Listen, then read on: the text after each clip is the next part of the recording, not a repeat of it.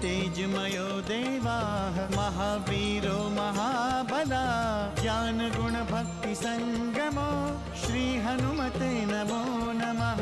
जय हनुमान संकट मोचन जय हनुमान। जय हनुमान संकट मोचन जय हनुमान। केसरी नंदन तिहु जगवंदन अंजनी सुत बलधारी। केसरी नंदन तिहु जगवंदन अंजनी सुत बलधारी। संकट मोचन नाम तुम्हारा संकट मोचन नाम तुम्हारा हर संकट पे भारी। जय हनुमान संकट मोचन जय हनुमान। जय हनुमान संकट मोचन जय हनुमान। संकट उसके निकट न आवे ले जो शरण तुम्हारी। संकट उसके निकट न आवे ले जो शरण तुम्हारी। संकट मोचन नाम तुम्हारा संकट मोचन नाम तुम्हारा हर संकट पे भारी। जय हनुमान संकट मोचन जय हनुमान। जय हनुमान संकट मोचन जय हनुमान। अभी बताइए श्री राम, मैं कोई भी उपाय करने के लिए तैयार हूँ। इस बार आप पुष्पों की माला पहनकर जाना।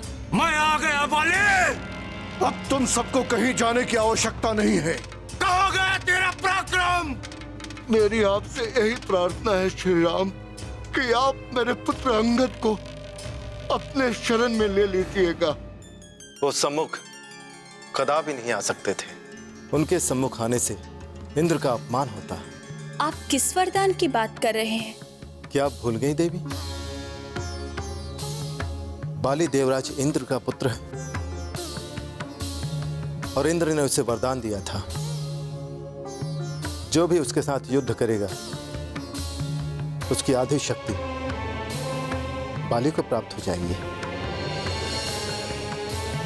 देवी, और इस वरदान के अनुसार श्री राम की भी आधी शक्ति बाली को मिल जाती और बाली का वध करना असंभव हो जाता। राम तो साक्षात विष्णु अवतार हैं स्वामी। भला बाली विष्णु अवतार राम की शक्ति कैसे ले सकता था? देवी, श्री राम विष्णु अवतार होकर भी वो एक मानव रूप में है और धरती लोक में उनका आचरण एक सामान्य मानव के रूप में ही होगा। किंतु स्वामी, श्री राम बाली को सद्मार्ग पर लाने का प्रयास तो कर सकते थे। अवश्य कर सकते थे देवी, किंतु उनके इस प्रयास से बाली ने जो घोर अपराध किए थे वो समाप्त नहीं हो सकते थे। सनातन धर्म के अनुसार बाली ने एक राजा के धर्म को भंग करके काम वासना को प्रधानता दी और अपनी अनुज के पत्नी को अपनी भार्या बनाया। देवी, भूलोक में इससे बड़ा अधर्म और कुछ नहीं हो सकता और श्री राम जैसे राजपुरुष के लिए यह अधर्म असहनीय था।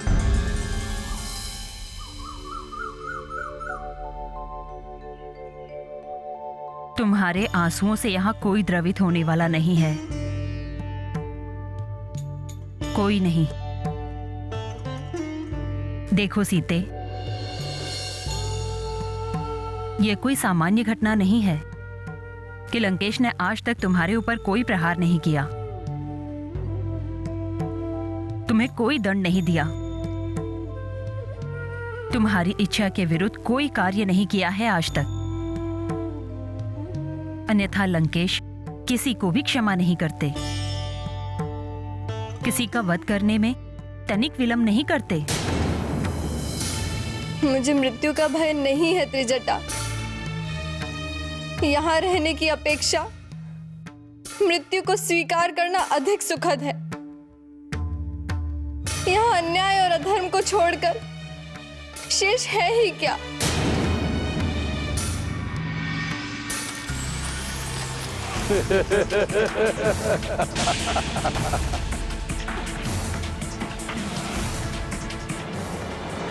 संकट मोचन जय हनुमान। महाबली सुग्रीव किष्किंधा के राजा होंगे।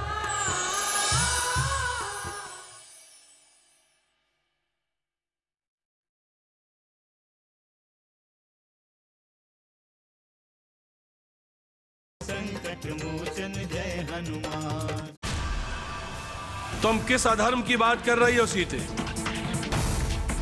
किस अन्याय की बात कर रही हो? दशानन रावण की इस लंका में कौन कर रहा है अधर्म और किसके साथ हो रहा है अन्याय?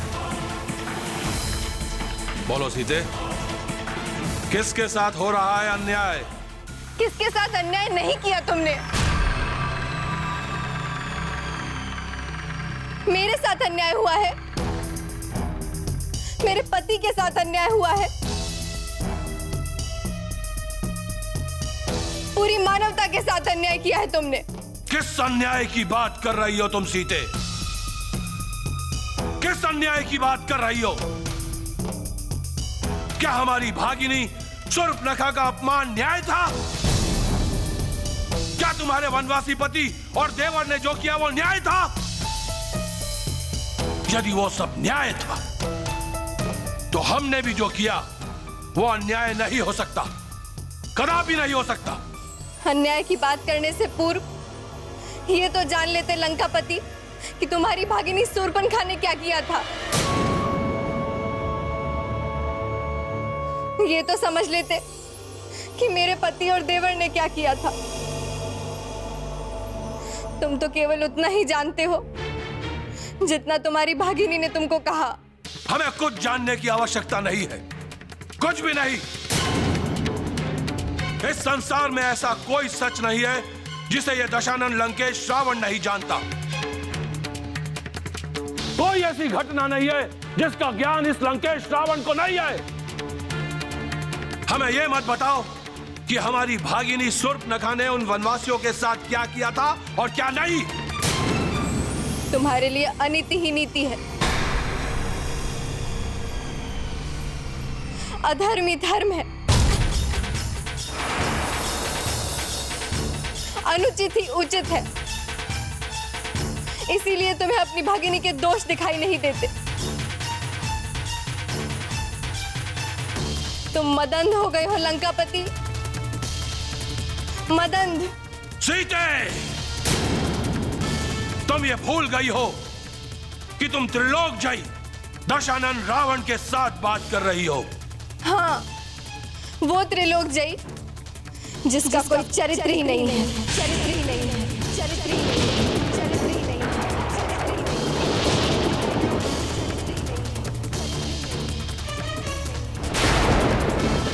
तुम दशानन लंकेश रावण को चरित्रहीन कह रही हो?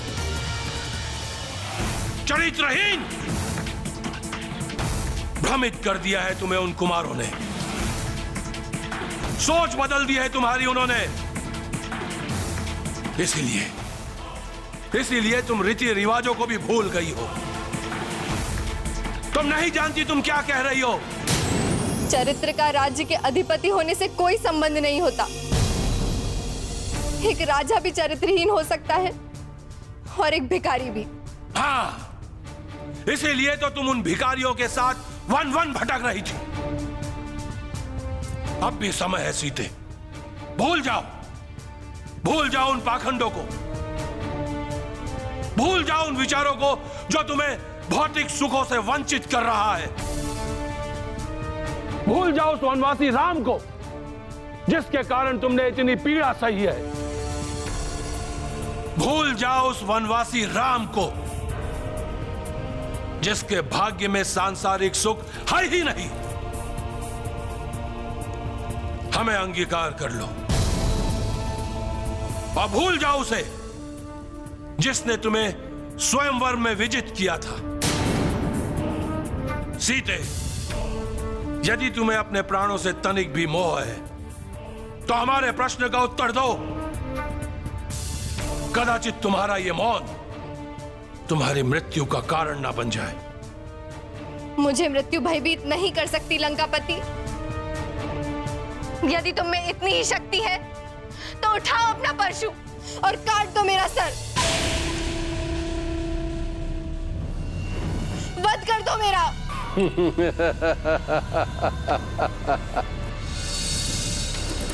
नहीं सीते, इतनी शीघ्र नहीं। अभी तुम्हारी मृत्यु का समय नहीं आया है। दिन शेष है, अपनी मृत्यु की प्रतीक्षा करो।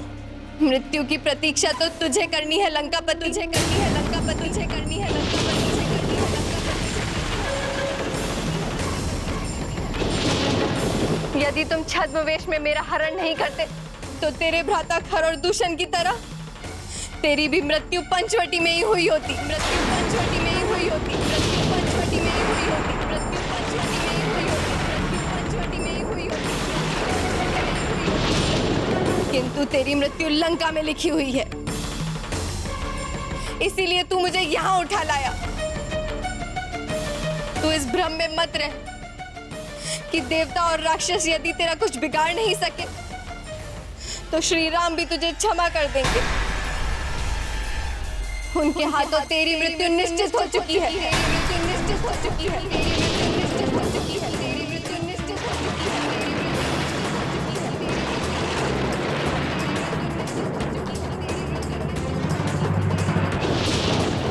पुनः जिसकी बुद्धि नष्ट हो जाती है उसका विनाश अवश्य होता है। बंद कर तेरा यह प्रलाप। तेरी बुद्धि भ्रष्ट हो गई है, मति मारी गई है तेरी। अब मेरी एक बात ध्यान से सुन। मैं तुझे 12 मास का समय देता हूं। 1 वर्ष। यदि 1 वर्ष में तूने मुझे स्वीकार नहीं किया तो तेरे इस शरीर के खंड खंड कर दूंगा। खंड खंड।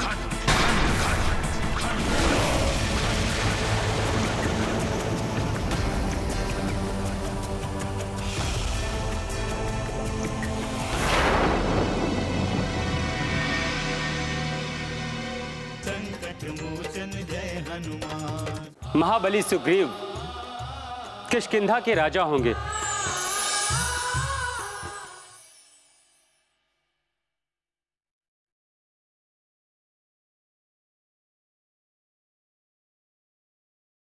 संकट मोचन जय हनुमान।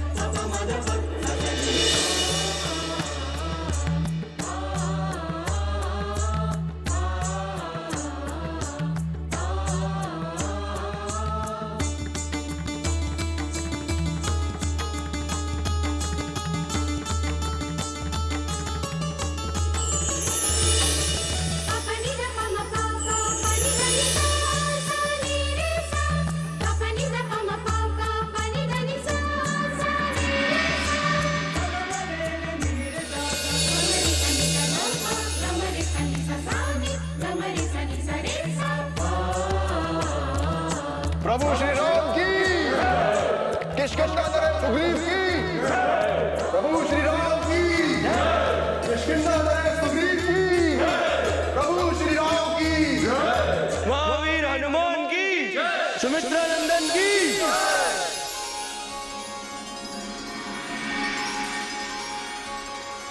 आज से महाबली सुग्रीव किष्किंधा के राजा होंगे।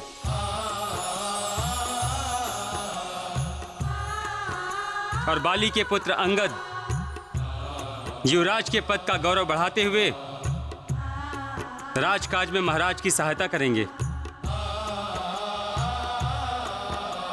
राज्याभिषेक के इस शुभ अवसर पर मैं ये घोषणा करना चाहूंगा कि बाली की भार्या सती साध्वी तारा का राजमेशी पद उसी प्रकार सुरक्षित रहेगा जिस प्रकार पहले था। प्रभु श्री राम की, सुमित्रानंदन की, प्रभु श्री राम की, सुमित्रानंदन की। सुमित्रानंदन, यदि इस अवसर पर प्रभु श्री राम यहाँ उपस्थित होकर हमें आशीर्वाद देते तो कितना सुखद होता। किष्किंधापति, भैया तो स्वयं यहाँ आना चाहते थे, किंतु वे विवश थे। वनगमन के समय ली गई प्रतिज्ञा के अनुसार वे किसी भी नगर में तब तक प्रवेश नहीं कर सकते जब तक वनवास की अवधि समाप्त नहीं हो जाती है। इसीलिए वे यहां उपस्थित नहीं हो सके। सुमित्रानंदन, ये हमारा सौभाग्य है जो आपने हमें इतना बड़ा सम्मान दिया और प्रभु श्री राम ने जो हमारे लिए किया है, मैं आजीवन उसे भूल नहीं पाऊंगा। आज मैं प्रतिज्ञा करता हूं कि जब तक देवी सीता का पता लगाकर सम्मान पूर्वक प्रभु श्री राम के पास नहीं पहुंचा दूंगा, तब तक चैन से नहीं बैठूंगा। तब तक ये सिंहासन मेरे लिए निरर्थक होगा। वानरराज सुग्रीव, हमें आप पर पूर्ण विश्वास है।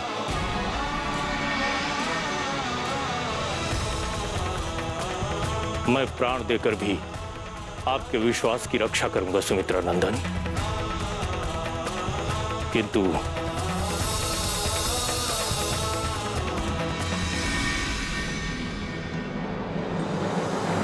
संकट मोचन जय हनुमान।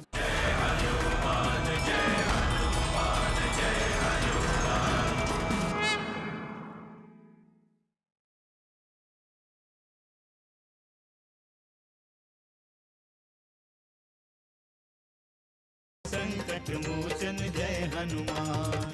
आप क्या कहना चाहते हैं महाराज सुग्रीव? आप निसंकोच होकर कहें। वानरराज, यदि आपके मन में किसी भी प्रकार का कोई संदेह है तो आप हमसे कहें, हम उसका निवारण करेंगे। एक विनती है सुमित्रानंदन, आज से चतुर्मास आरंभ हो रहा है, इसलिए आने वाले 4 मास तक अत्यधिक वृष्टि के कारण सारे मार्ग बाधित रहेंगे। ऐसे में देवी सीता की खोज में अत्यधिक बाधाएं आएंगी।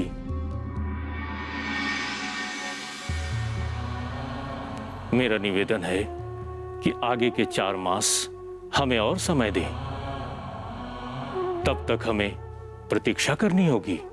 किष्किंधापति, तब तक तो बहुत विलंब हो जाएगा। हम इतने दिनों तक प्रतीक्षा नहीं कर सकते हैं। किंतु हम कर भी क्या सकते हैं सुमित्रानंदन? इन 4 मास में हम कुछ भी करने की स्थिति में नहीं रहेंगे। जो कार्य हम 4 मास के पश्चात प्रारंभ करने वाले हैं, हम उसे अभी भी तो कर सकते हैं। किसी भी कार्य को करने के लिए इच्छा शक्ति की आवश्यकता होती है। यदि हमारी इच्छा दृढ़ है तो मार्ग में आने वाली समस्त बाधाएं स्वतः ही दूर हो जाती हैं। ये तो सत्य है भैया लक्ष्मण, किंतु प्रकृति को चुनौती देना उचित नहीं है। मैं भी तो यही कह रहा हूं, जो काम हम 4 माह में नहीं कर पाएंगे, संभव है 4 दिन में कर लें। महाराज सुग्रीव सत्य कह रहे हैं भैया लक्ष्मण। चतुर्मास तक मां सीता को ढूंढने में उचित परिणाम की विशेष संभावना नहीं है। इसीलिए महाराज सुग्रीव का यह निवेदन उचित है। जब सबकी यही सम्मति है तो मुझे कोई आपत्ति नहीं है। तब तक हम पर्युषण पर्वत पर चतुर्मास की अवधि व्यतीत करेंगे। तत्पश्चात वानरराज सुग्रीव के अगले निर्णय की प्रतीक्षा करेंगे। ठीक है सुमित्रा नंदन, अब ये चिंता मेरी है। उचित समय पर मैं स्वयं आपके पास आ जाऊंगा।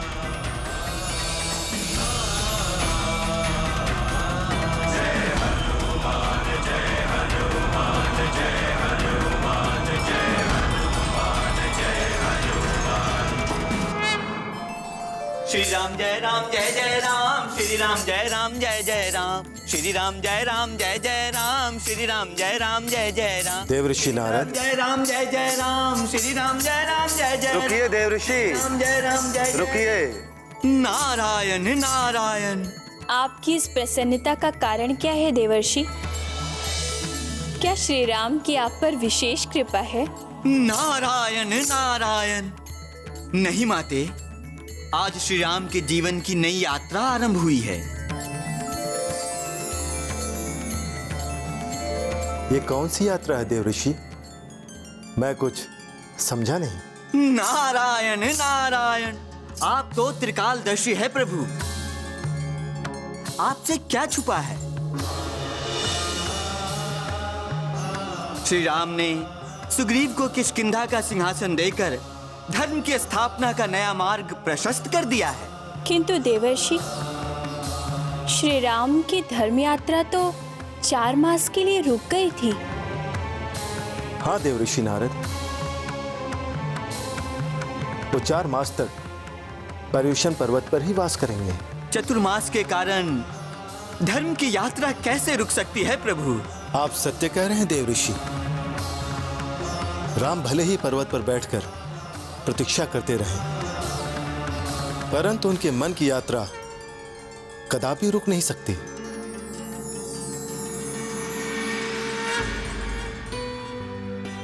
ये स्थान तो अति सुंदर है हनुमान।